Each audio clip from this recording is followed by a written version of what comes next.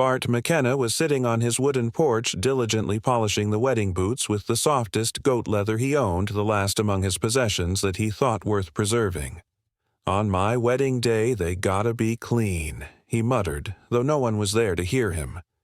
"At least, don't let the bride think I'm a backwoodsman."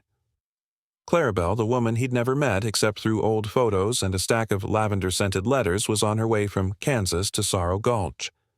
A name hardly romantic, but to Bart it was home. He'd lived alone here for 3 years. A ramshackle wooden cabin, an old well, a lame cow named Lord who led no one but flies, and of course a blind old dog named Whiskey because Bart said it felt like the way he smelled after 3 corn liquor shots. And then the drums sounded. Not wedding drums, but war drums. They rolled through the valley like summer thunder echoing off the cliffs, making Bart nearly drop the polish. He looked up, squinting. Not the wedding band unless the bride hired the Apache tribe instead of a folk orchestra. He went inside and fetched an old pair of binoculars he called Pa's Eye, once his father's used for birdwatching, and spying on neighbors. Bart climbed onto the roof, a chore he hadn't dared since he patched it with beer cans last year, and peered out. On the high ridge, hundreds of figures moved. Not a lost tour group, not cavalry, a band of native warriors, large, organized, and surrounding the valley. Bart swallowed hard. Great, I plan to marry a woman. Now I might just marry trouble. He climbed down, opened the cabinet, and grabbed his old rifle. His hand trembled not from fear, but from age, and the morning coffee yet to settle. As soon as he stepped onto the porch with the rifle, Whiskey began an uncertain whine, dropping its ears. Bart looked south down the trail that led straight to the valley, where if all went according to plan, Clarabelle's carriage would arrive in a few hours, and right now it was heading into a trap, laid for 400 people. "Maybe I should wear decent pants today," Bart muttered. "Looks like this ain't your average wedding." Whiskey's old barking started half-hearted, as if the dog wasn't sure whether it was warning about a person or the wind. Bart stepped out onto the porch, rifle in hand like a spiderweb duster. Then he saw him. A young rider on horseback slowly entered the valley, carrying high a white cloth tied to a staff, the archetypal flag of peace. Bart squinted. Well, either that's a surrender flag or he's just lost on the way to the laundromat. The young guy rode straight up and halted about 50 paces from Bart's house, close enough to see his face, far enough that a wrong word wouldn't earn a bullet. He was under 25, half painted in red, half with black tribal markings. His gaze was sharp, as if reading Bart's sole resume. Then he spoke, in clear, flawless English. "Bart McKenna. We need to talk." Bart paused. That name wasn't on his travel map. You know my name." "Good. I haven't had that privilege yet." "My name is Elin," the warrior said. "I come on behalf of the one who sent letters to you." Bart tightened his grip on the rifle stock. "Clarabelle. You're the one delivering the wedding invite, or the instigator of that 400-person bridesmaid squad out there?" Elon didn't laugh, but the corner of his mouth lifted slightly, maybe amused, maybe politely disdainful. "We aren't here for war, Bart. We are here for truth, and for your bride." Bart blinked. "I know that probably sounds rough, but you mean to abduct her? Because I did pay postage on those letters." Elon dismounted slowly without touching any weapon. The breeze fluttered that white cloth like an undecided omen. "You have 2 hours before that carriage arrives, and you need to know the person in it. Will not be who you think." Bart's heart hammered. Clarabelle. Not her. "What is this?" he asked, voice-dropping, rifle still raised. "She's not coming for love. She's coming for justice." "What? And you'll have to choose, stand and face it, or run." Bart froze like a rotten fence post in a cold wind. "What did you say?" he asked, voice gravelly, hand gripping the rifle like it could shield him from a shock deeper than 400 warriors. Elan said nothing. Instead, he reached into a leather pouch at his waist, drew out a folded paper, walked a few paces, and dropped it onto the ground some safe distance away. The breeze flipped it, gently revealing faint printed lines. Bart didn't need to pick it up. He already knew what it was: a death certificate. Elan nodded, never taking his eyes off Bart Clarabelle Morrison. Died 3 weeks ago. Kansas City. High fever. Bart's jaw dropped. His mouth opened, but his mind was still reassembling 40 love-laden letters and loneliness against the stone-dropped news. No way. I got letter from her. Last week. The letters were written not by her. Bart staggered. His head pulsed like after a merciless hangover. Then, who wrote them? Elan spoke slowly. Someone who knew you. Very well, someone who saw you kill her family. The air around Bart froze like ice in winter. Whiskey whimpered, then silenced as though understanding the story had turned from dark comedy to judgment. Her name is Sadie Morrison, Clarabelle's sister. Sadie. Bart frowned. The little girl. At that Deadwood trading post, Elan nodded. She survived. Age 12. Hidden under an overturned wagon. Watched her family die in that raid you called justice. Bart collapsed onto the porch step. The rifle slid from his hand with a hollow thud. I thought what? That you could run off into this valley and magically atone, that no one would remember, that a child's memory would fade like gun smoke. Elan stepped forward, his tone not resentful, but heavy. She wrote those letters as Clarabelle, built a dream to lure you out of the hole you call conscience. Bart looked up at Elan, who was no longer a fierce warrior, but the final messenger bearing delayed justice. Then, what's the point? To kill me. If she wanted you dead, you wouldn't have got this far, polishing those boots. Elan pointed to the wedding boots in the sunlight, voice soft as a precise blow. She wants you to remember, to understand. Then decide what you deserve. Bart's gaze drifted to the trail, still no carriage in sight. But now he knew the true arrival had already come. A ghost he buried 3 years ago. The rumble of carriage wheels rolling over gravel echoed through the valley like a ticking clock in reverse. Bart sat frozen on the porch steps, hands on his knees, eyes locked onto the trail like he could hold back the future with just a stare. The carriage emerged from behind a bushy grove, dust swirling up like a funeral flare. The driver grinned, straw hat tilted sideways. Deliveries here. Mr. McKenna brides still in one piece.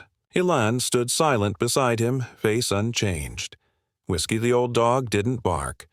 Even he seemed to understand no one should be cheerful at a moment like this. The carriage door opened, and she stepped out. Not the gentle Clarabelle from the photos, not the soft-spoken woman from the letters who loved gardening and chamomile tea. Sadie Morrison stepped out like a phantom walking from the ashes of a burned dream. She was tall, lean, black hair, tied-back face, carved like Colorado sandstone. Her deep blue eyes, same shade as old Mr. Morrison's, pierced Bart as though he were the final destination of a blood-stained journey. "Hello, Sheriff Kane," she said. "Or should I say Bart McKenna? Men like you change names more often than seats on a train." Bart stood a slight tremble, not from fear, but from realizing something he could no longer run from. "Sadie, you've grown up?" "Yeah," she replied. Funny what surviving does to a 12-year-old. She walked step by step toward the porch, each footfall echoing the gunshots Bart still heard in foggy nightmares. Elan remained beside them, the silent witness in a trial with no jury. "I lost everyone. My father, my mother, my sister, all, because a sheriff thought he was always right. I apologized," that day Bart mumbled. "Oh yes, you said it was a mistake, that I should be grateful you caught the real gang after." Sadie gave a laugh as dry as snappin'. Then she opened the leather satchel slung at her side. From it she pulled an old wooden box, one Bart could never mistake. It had once belonged to Thomas Morrison. Inside were keepsakes he cherished, birth certificates, a lucky coin, and a folded note. Sadie opened it. Inside was the damning document Bart had once chosen to ignore. I found the real culprits, Mr. Kane. The Garrett gang. Alive, still stealing, still killing. 14 more victims since Deadwood Creek, because you were too busy running from your own guilt. Bart said nothing. His chest tightened like an invisible hand clutched his heart. Sadie stepped closer. I could have let Elon's people kill you, but I don't want you dead. I want you to remember and act. She stopped. Her eyes met his, not as a girl seeking revenge, but as a woman demanding justice, even if it meant burning her rage to light the path. 3 years ago, you took my family. Now I'm giving you a chance to make it right, but not with words. The carriage had already turned back down the valley trail. The late afternoon wind kicked up a light veil of dust. Sadie stared straight into Bart. I want you to help me, not to earn my forgiveness, but to make sure no other child suffers for mistakes you didn't dare to face. Sadie opened the leather satchel again, this time not for mementos. She pulled out a piece of paper, trembling slightly in her hand, a pale yellow telegram, edges frayed, marked with a bright red stamp like dried blood. She handed it to Bart. Her voice remained steady, but beneath it a coiled fury was impossible to miss, sent 5 days ago. From Millfield. We intercepted it while tracking a messenger for the Garrett gang. Bart skimmed it, then read it again, then slowly sat down like someone had punched him in the gut with a blow named Truth. They're planning to attack the orphan train. Sadie nodded. 43 orphans. On their way from New York to new families out west. The train carries money adoption records and not a single police escort. Elan stepped forward, his tone adding another weight to the already suffocating air. It stops in Millfield, a tiny station, no law enforcement within 50 miles. Garrett picked the perfect ambush point. Bart exhaled, hard sweat rising on his brow. They don't care about children. Sadie cut in, no, Bart. They especially don't care. They only care about money, and those kids, they're obstacles, witnesses, which means they won't be left alive. No one said a word for a moment. Even Whiskey the old dog lay flat ears down. He understood this wasn't a minor matter. Bart looked at the telegram again. Then up at Sadie. Why come to me? I've abandoned all of that.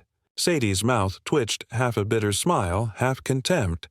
Exactly. You quit when you should have finished. No one in this territory knows the Garrett gang like you. You almost caught them until you murdered my family by mistake and ran like a coward.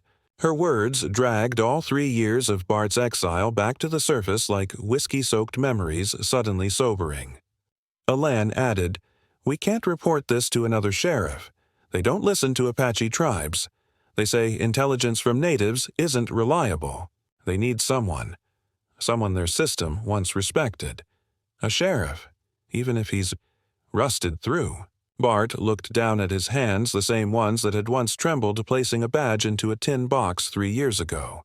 That was the last time he touched justice. Sadie caught the hesitation in his eyes. She pulled out one last piece of paper, a warrant still valid. Arrest warrant for Garrett, signed back then, still enforceable. If you ride with me, we can drag them into the light, this time without killing the wrong people. Bart went still, then stood, slowly. Not with fanfare, not with drama. Just the movements of a man who knew he couldn't fix the past, but maybe he could save the future. I'll help. Not because I think I deserve forgiveness, but because those kids deserve to live long enough to make their own mistakes, not die because of mine. Sadie nodded. No forgiveness. No tearful embrace in the wheat field. Just the quiet acknowledgement. This time he chose right. The sun began to set behind the western mountains, casting long shadows like ghostly fingers dragging across the red earth. Bart stood in front of the barn, quietly opening the dust-covered tin box. Inside, a tarnished old sheriff's badge, a scrap of paper with a quote he had read 100 times. A guardian of justice doesn't have to be perfect, only brave enough not to run. He pinned the badge back onto his chest. The cold metal against his heart made him gasp, not from pain, but because it reminded him that his heart still beat for something more. Meanwhile, Sadie had traded her fake wedding gown for leather pants, a work shirt, and tall riding boots holstering a sidearm like she was born for it, not for being a bride. "Way better than 5 days in lace without a bath," she muttered. Whiskey barked softly, perhaps in agreement. Elan approached, leading a war horse the size of a small wagon. "My people are ready." "How many?" Bart asked. "All of them." "How many is all?" 399. "One's sulking because he didn't get picked to start the fight." Bart scratched his chin, mumbling, "I once led a 5-man team chasing horse thieves. This feels a bit overprepared." Elan shrugged. "Garrett's not stealing horses. He's killing children." 10 minutes later, 400 Apache warriors swept through the valley like a quiet flood. Disciplined, silent, no boasting, no ceremony. They weren't marching toward glory. They were moving because they had once lost and didn't want others to. Sadie rode beside Bart, quiet, until she whispered, "I used to imagine the moment I'd see you wearing that badge again." And Bart asked. "In my imagination, I threw it down a well." Bart gave a dry chuckle. "I thought about tossing it too, but I kept it. Not out of hope, but in case I ever had to look someone like you in the eye again." Sadie smiled for the first time since stepping into the valley. Not a forgiving smile, but the kind that says life is ugly, but sometimes it tries to fix its mess. They crossed the desert, rode through a small town where locals gawked at the sight of a silver-haired cowboy riding with the Apache instead of being tied up by them. An old man whispered to his wife, Martha, "I think I just saw the apocalypse." She replied, "No, George. If it were the apocalypse, you wouldn't have made it home to tell me." 3 days later, they reached the hilltop overlooking Millfield Station, the final stop for the orphan train. A tiny depot nestled in a desolate valley. Sadie handed Bart the binoculars.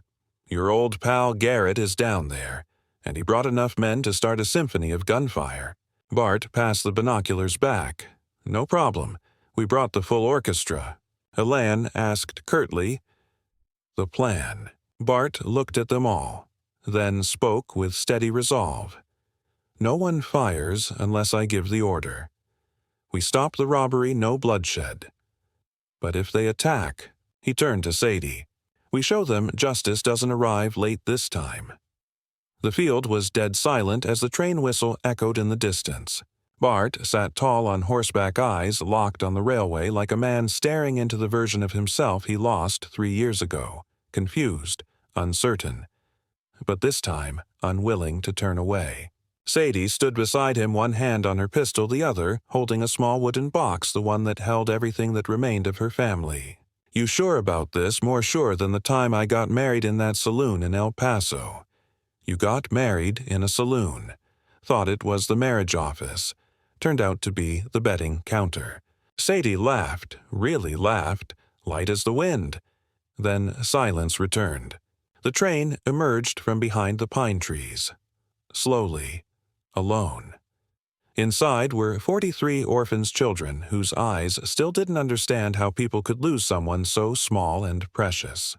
On the depot roof, Garrett and 30 of his gang lay in wait, rifles ready. What they didn't know was this time they weren't the only ones waiting. 400 Apache warriors lay hidden behind boulders and tall grass among the trees. Silent, focused, no drums, just purpose. As the train screeched to a halt, Garrett signaled his men. The first outlaw leapt from the roof with his gun raised. Thwack! He was yanked backward like a marionette severed from its strings. 2 more followed, but never made it past the 3rd step. Coiled leather cords shot from the trees, wrapping them tight like hunted prey. Garrett panicked. "What the hell is this? This was supposed to be my plan." Then Bart stepped into view. On top of the train, rifle in his left hand. In his right, a worn-out sheriff's badge raised high. Garrett. "Last time I let you escape, 14 more people died. This time, no one leaves." Sadie emerged from the other side. Her eyes were cold, North Dakota snowstorm cold. "You came here for money. I came to collect a debt on behalf of every child down there who doesn't even know why they're afraid." Garrett looked around. Apache warriors rose from the ground like they'd grown out of the earth itself. He knew he was finished. 5 minutes, no gunshots, only the sound of rope tying criminals. Children poking their heads out of train windows wide-eyed. And Bart's voice, "My name is Bart McKenna," once known as Sheriff Bart Kane. Today, I'm just a man keeping a promise to 400 warriors and 43 children. Sadie stood beside him. She opened her father's wooden box. Inside was nothing but a single folded slip of paper. She read it aloud. "Justice is not about punishment. It's about protecting the next life from the last mistake." That afternoon, the train rolled west again.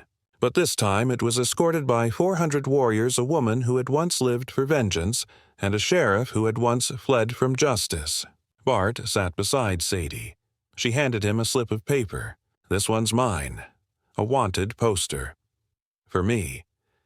Charges: impersonation, mail fraud, psychological harassment. You forgot writing painfully touching letters. Keep it as a souvenir. I'll frame it, hang it in my cabin right next to my 1872 divorce certificate." They laughed. Not long, not loud, just the kind of laugh shared by people who once thought they'd never laugh again. If this fake love story felt more intense than Grandma's old tragic romance novels, smash that subscribe button like Sadie smashed Bart's wedding dreams. And don't forget to ring the bell so you don't miss the next tale where justice, redemption, and just a little bit of whiskey all ride together.